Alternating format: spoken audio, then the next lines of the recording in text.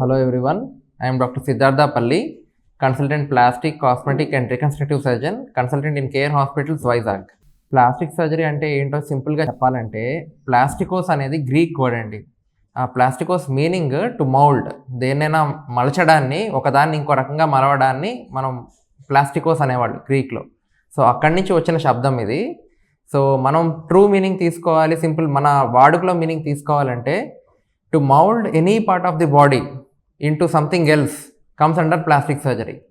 So దీన్ని ఏ భాగాలకి చేయొచ్చు, ఎక్కడెక్కడ ఉపయోగపడుతుంది అంటే అది తెలుసుకునే ముందు మనం దీంట్లో సబ్ స్పెషాలిటీస్ గురించి తెలుసుకోవాలండి. ప్లాస్టిక్ సర్జరీలో you know that it will become easy for you ఎక్కడెక్కడ వాడతామో తెలుసుకోవడానికి. ప్లాస్టిక్ సర్జరీలో ఒక 5 to 6 సబ్ స్పెషాలిటీస్ ఉంటాయి. మళ్ళీ ఒకటి బర్న్స్, అంటే ఎక్కడైనా కాలిపోయిన వాళ్ళకి ప్లాస్టిక్ సర్జరీ అవసరం అవుతుంది.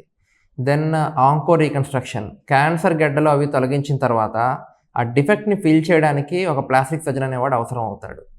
దెన్ కాస్మెటిక్ సర్జరీ, ఏదైనా అందానికి సంబంధించి ఎనీ ఆగ్మెంటేషన్ ఆర్ రిడక్షన్ సర్జరీస్కి కూడా ప్లాస్టిక్ సర్జరీ అవసరం అవుతుంది.